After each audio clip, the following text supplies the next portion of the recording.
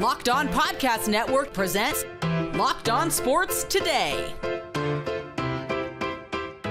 Draymond Green has been suspended indefinitely after yet another altercation. What exactly does that mean, and what is his future with the Warriors? Also, the latest on Texans quarterback CJ Stroud, and what is even the point of Shohei Ohtani's contract? I'm Peter Bukowski, starting your day with the can't-miss stories and biggest debates in sports. You're Locked On Sports Today. Searching all major sports. Found. Let's start with the biggest story. After a bizarre situation between the Warriors and the Suns with Draymond Green and Jusuf Nurkic, Draymond Green has been suspended indefinitely by the NBA. Cyrus Satsas from Locked On Warriors joins me now, and I want to dive right into this, Cyrus, because what happened, it is hard to justify the act that if you haven't seen Draymond Green whirling around and clocking Jusuf Nurkic, flailing his arms, it is not a basketball move, really. But also, it seems like the NBA has treated Draymond Green differently in at least two ways that I can think of, Cyrus. Okay. One is the indefinite suspension is absolutely taking into account the past actions.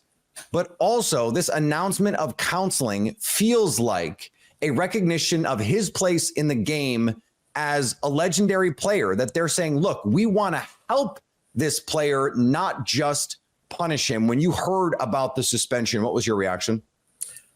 The indefinite part was interesting because it's very rare. I was expecting minimum 10 games. I think, look, the last time I was on your show, we were also talking about Draymond. I think the last time you invited me on was to talk about his chokehold on Rudy Gobert. Yeah. Interesting side note that a couple of ex-players brought up in various shows today, that the majority, maybe all of them, of Draymond Green's incidents have almost always been with international players. That's kind of a weird caveat, whether it's Rudy Gobert, Steven Adams, Jusuf Nurkic, I'm forgetting. Oh, and Domantas Sabonis. So that part is weird. Who knows how to read into that? But I was expecting 10 plus games. The indefinite thing was interesting. I had a conversation before we started recording with our mutual Locked On colleague, Nick Angstadt, who enlightened me on the other indefinite suspensions that have occurred in the NBA, which alone was fascinating. And I'll read those off to you really fastly. Really quickly. A year ago, Ja Morant was given an indefinite suspension, and he ended up serving 9 games. Kyrie Irving, for the social media post that some deemed anti-Semitic, was suspended indefinitely. Malik Monk, this one I missed entirely. I don't know if you're aware of this, Peter. He was given an indefinite suspension in 2020 for violating the NBA's anti-drug program. We still don't know if he ever served it because the pandemic, this is all during the pandemic. The Donald Sterling ugliness that we all know that none of us, I don't think, like to talk about. And then in 2010, Gilbert Arenas, who was one of the individuals bringing up. Yeah, he had some thoughts on this. Yeah, and how he brought up the whole international thing, but he was suspended for the gun incident in the locker room. But in almost every one of those instances, Gilbert Arenas' suspension ended up being 8 games. Malik Monk's was 8 games. Kyrie Irving's was 8 games. Ja Morant ended up being in a similar range. I agree with you that the counseling part was interesting. That wasn't reported, or the NBA didn't come out with that. I think Shams Charania reported that.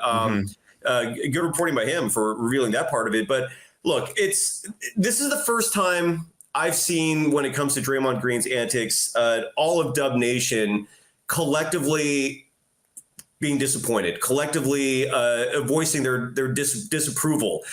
Usually you always have either outliers, or you still have the majority of Warriors fans still coming to Draymond's defense. You're not seeing that this time. I think everyone has had their fill. And so, I don't know if counseling is going to be the solution. I don't know if there is a solution. I'm very curious to see what version of Draymond comes out of this. But this just piles on to what's been a very ugly season for the Warriors so far. Yeah, and coming out of the altercation with the Wolves, I listened to a lot of the discussions around that from former players and longtime NBA analysts, and I heard a lot of this well, it only happened because they respected the Wolves enough to be in this position that they thought, okay, they're going to punk us a little bit. We can punk them back. And then when they couldn't, Draymond had to get to this level. This version of the Suns team hasn't really been together long enough for there to be animosity and bad blood.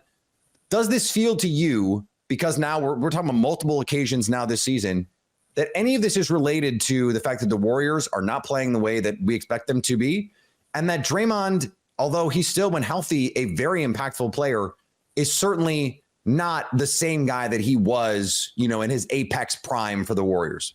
Yeah, I brought this up on last night's Locked On Warriors. I think what you're insinuating here is the frustration of maybe players who at one time were some of the greatest ever. We're seeing their decline. I think Draymond Green, Klay Thompson are notable in terms of specific individuals who are struggling, whereas before they were some of the greatest the game's ever seen. Klay admitted, by the way, to his credit, last night or 2 nights ago, hey, I've stunk lately and I got benched and I deserve to get benched. So to his credit, he was honest about it. Finally. Yeah, it was the first time we've heard that self-awareness from Klay. I agree. So who knows? You might be right. It could be a part of it.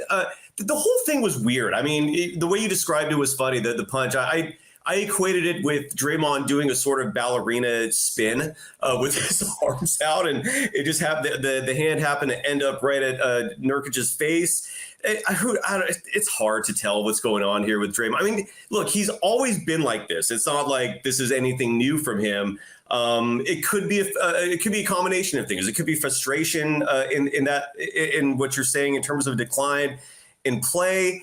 It could be an instance where, winning seems to cure everything. That's the old adage. But when you're not winning, obviously, the forgiveness is not there anymore, right? The leash is suddenly a lot shorter. So maybe people are focused a bit more. Who knows? The bottom line is Draymond is in deep doo-doo. Stay up to date all year on the Golden State Warriors by subscribing to Locked On Sports today and Locked On Warriors on your favorite podcast app and on YouTube. Thanks for making Locked On Sports today your first listen. Coming up, the Houston Texans are hoping to have CJ Stroud back this weekend. But first, Giannis did what? We're into the second half of the NFL season, and now is the best time to turn your sports knowledge into cash with FanDuel, America's #1 sportsbook. Right now, new customers get $150 in bonus bets with any winning $5 moneyline bet. That's $150 if your team wins. If you've been thinking about joining FanDuel, what are you waiting for? The app is easy to use. There's a wide range of betting options, including spreads, player props, over-unders, teasers, and more. There's also a lot of weekly promos and boosts to give you plenty of opportunities to increase your payout. The Chargers traveled to Las Vegas to take on the Raiders on Thursday Night Football. Without Justin Herbert, of course, the Raiders 3.5-point favorites in that one. You can also combine bets for a bigger payout. Same game parlays, a great way to enjoy watching sports. So visit FanDuel.com/LockedOn and do the NFL season right. FanDuel, official partner of the NFL. Locked On has launched the first ever national sports 24/7 streaming channel on YouTube. Locked On Sports Today is here for you 24/7, covering the top sports stories of the day with the local experts of Locked On, plus our national shows covering every league. Go to Locked On Sports Today on YouTube and subscribe to the first ever national sports 24/7 streaming channel. Milwaukee Bucks forward Giannis Antetokuonmpo set a new franchise record last night with a 64-point performance in the Bucks' 140-126 win over the Indiana Pacers, a little revenge for the in-season tournament. The previous record in Milwaukee held by Michael Redd at 57 points.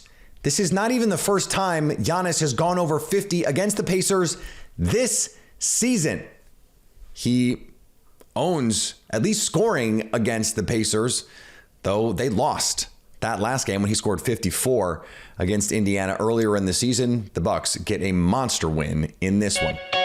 This week has been a nightmare for the Los Angeles Chargers. Star quarterback Justin Herbert was placed on injured reserve Tuesday and will miss the rest of the season. On Wednesday, the team announced that leading receiver Keenan Allen will miss tonight's game. The Chargers' second leading receiver is Josh Palmer, who has 900 fewer yards than Keenan Allen. Philadelphia 76ers star Joel Embiid put forth one of the most dominant performances in recent memory with a 30-point double-double in the first half. Embiid would finish with 41, 11, and 5 in a blowout win over the Detroit Pistons, who are now on a 21-game losing streak. One of the most dominant performances of the night, other than, Giannis getting a 60 burger. A West Virginia judge has ruled that for the next 14 days, the NCAA's double transfer rule is not in effect. Usually, college athletes who transfer for a second time would be required to sit out a year at their new school. This is especially advantageous for West Virginia basketball player Raekwon Battle, who was required to sit out this season after his second move. The rule is arbitrary. It makes no sense. Why after one transfer it's fine, but after two it's not? Just let the kids play where they want to play. And Shohei Ohtani's baseball contract continues to get more bizarre. We'll talk about the deferrals in a second, but there's also a clause that allows Ohtani to opt out of his deal at any point if owner Mark Walter or president of baseball operations Andrew Friedman leave the Dodgers for any reason. Talk about job security. We know that the Jacksonville Jaguars, number one in the AFC South division right now, a very competitive division. The Texans are in a place where many people in the national space didn't think that they'd be, and that's in a playoff race. And so what's your opinion about the Week 15 matchup versus the Tennessee Titans, who are coming off beating a 9-3 Miami team? Right. I think that's a great time to get them. I mean, Tennessee's always going to play you tough, but I'd rather get them when they're feeling great about themselves rather than when they're not, like they went into Miami all angry with piss and vinegar and upset the Dolphins. So, the Texans are coming off a tough loss, a game they should have found a way to win that they didn't. A lot of injuries, missing a lot of key players. We'll see whether CJ Stroud can pass through protocol. Most players don't get through protocol in a week. Let's hope that he gets well soon, and he can for his own sake, the team's sake. We'll see what happens there. But, divisional matchups are always tough. Tennessee's always going to play you tough. They're such a feisty, strong, tough team. But again, this probably would be a better time to get them than the night that they went into Miami to upset the Dolphins. Adam, you just mentioned CJ Stroud. We know that is possibly the biggest story here in the city of Houston, one of the biggest stories in the league. We know he's in concussion protocol. We heard Coach D'Amico Ryans say that after the game and then again on Monday. But what can you share? What intangibles, what process does a player need to do in order to be cleared and get back out there on the field? Well, there's a series of steps. They have to meet with independent neurologists, team doctors. They have to be cleared by both before they can play again. And I think the numbers are something like 80% of the people in protocol don't wind up passing in a week. Now, I don't know the extent of his injury and how severe his concussion was or wasn't. To me, they're all severe. They're all serious in their own ways. None of them should ever be dismissed or taken lightly or diminished. But again, there are various degrees of them. And I don't know where his falls on that spectrum. And I don't know whether or not he's shown encouraging signs so far, but he's going to have a series of steps that he has to pass through before he can be eligible to play again. And nobody knows right now, including the Texans, whether or not he'll be able to make it through or not. Adam, before I let you go, I do want to ask you one question. As of right now, the Houston Texans, to everybody's surprise, are in the playoff hunt. So can you just talk about how it's been just watching this team grow this season, especially the improvements and development that we've seen from Coach D'Amico Ryans? Well, great question. Listen, all we have to do is go back 1 year, right? A year ago, and I don't mean this to be harsh, nobody cared or was interested in the Houston Texans. They were largely irrelevant. And a year later, they are very relevant, and they may make the playoffs this year. And people are interested in Houston Texans football again. They want to see CJ Stroud play. They want to see if this team can keep it going. D'Amico has brought a certain energy and spark to that franchise. They have completely rebounded and become relevant 1 year later. They've become relevant, and they look like they're going to be relevant and competitive and good for a long period of time because they picked the right quarterback in the draft last April. They landed the right head coach, and it looks like they're positioned for success for years to come. Stay up to date all year on the Houston Texans by subscribing to Locked On Sports Today and Locked On Texans on your favorite podcast app and on YouTube. Coming up, Shohei Ohtani signed a $700 million contract. Or did he? Superstar baseball player Shohei Ohtani has signed a 10-year deal with the LA Dodgers that will pay him $700 million. $700 million. That's my bad Dr. Evil impression, or at least that's how the deal was initially announced. But now it turns out that the contract will pay him $2 million per year over the next 10 years, with $680 million deferred to be paid later. I think the entire baseball world was stunned yesterday when we saw the final details. Yes, they announced when Shohei Ohtani signed with the Dodgers that a majority of his contract would be deferred, but I don't think any of us thought it would be $680 million of the $700 million deal. Ohtani will make just $2 million a season for the next 10 years, and then a whopping $68 million in the following 10 years as part of this deferred contract. Now, what does that mean? It means that his luxury tax hit, instead of being $70 million, if it was a straight deal, now it goes all the way down to $46 million, according to multiple reports. So it gives the Dodgers way more room to play with. Essentially, the real money value of this deal right now is a 10-year, $460 million deal or something in that neighborhood. And essentially, how they figure all that out is money today is more valuable than money tomorrow based on these contracts, because today you can start accruing interest on that money. And as part of this deal, he is denying interest on his $680 million. So with all of that said, based on how they calculate this stuff, again, that hit drops all the way down to $46 million. Now, everyone freaked out about this, and I was right there with you all. I did not get it. It felt dirty. It just does. It feels like cheating in some way. This is ridiculous. It is absurd. This is mob accounting. This is like Bernie Madoff level stuff. It's fake. The numbers are all fake. They've always been fake, and the salary cap is fake everywhere. It's never been more fake than in baseball, where, yeah, there's a luxury tax, but there's not really, and no one really cares what's going on. To say, oh, it's a 10-year, $700 million contract, but it's only $2 million in cash year to year and $680 later, makes a mockery of the whole system. Not to mention the strangeness of not wanting to take the money now, where you could, with compounding interest, make a lot of that money, even with taxes in California. Though then again, in 10 years, he could move to Florida, no state income tax. He could move to the Virgin Islands or wherever and see if he can dodge, Uncle Sam as well. I don't know if this is all some complicated tax dodge, though that would certainly make sense. $700 million. You'd like to protect as much of that if you could. But this should not be legal. It is ridiculous in every sport. I talk about this in football all the time, how in the NFL, you can have a contract where you make $50 million a year or $5 million a year, but it costs $2 on the salary cap or $8 on the salary cap. It is ridiculous. If you get a certain amount of money per year, you have to get the money per year. It is too complicated for the fans to follow. And after all, this is an entertainment product after all. This is silly. It is just removing the artifice that there is any guardrails on anything that goes on with the salary cap. This is fully funny money. It's fully monopoly money. And for the good of the sport, baseball has to find a way to rein this in. And finally, Shohei Ohtani. Have you heard of him? He signed a deal with the Dodgers for the largest contract in North American sports history. Before he's even introduced at a press conference, Ohtani set a Fanatics record for highest jersey sales within the first 48 hours of signing.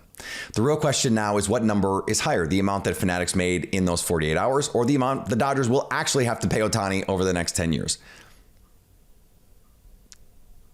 That's wild. Locked On has launched the first ever national sports 24/7 streaming channel on YouTube. Locked On Sports Today is here for you 24/7, covering the top sports stories of the day with the local experts of Locked On, plus our national shows covering every league. Go to Locked On Sports Today on YouTube and subscribe to the first ever national sports 24/7 streaming channel. Coming up on the next Locked On Sports Today, we know you didn't want to watch Thursday Night Football, so we are going to do it for you. So at least until tomorrow, stay locked on sports today. Locked On Podcast Network presents Locked On Sports Today. For more episodes of Locked On Sports Today, go to our video on demand. Click on Sports at the top of your screen. There, you'll find past episodes of Locked On Sports Today, plus other Locked On shows on demand.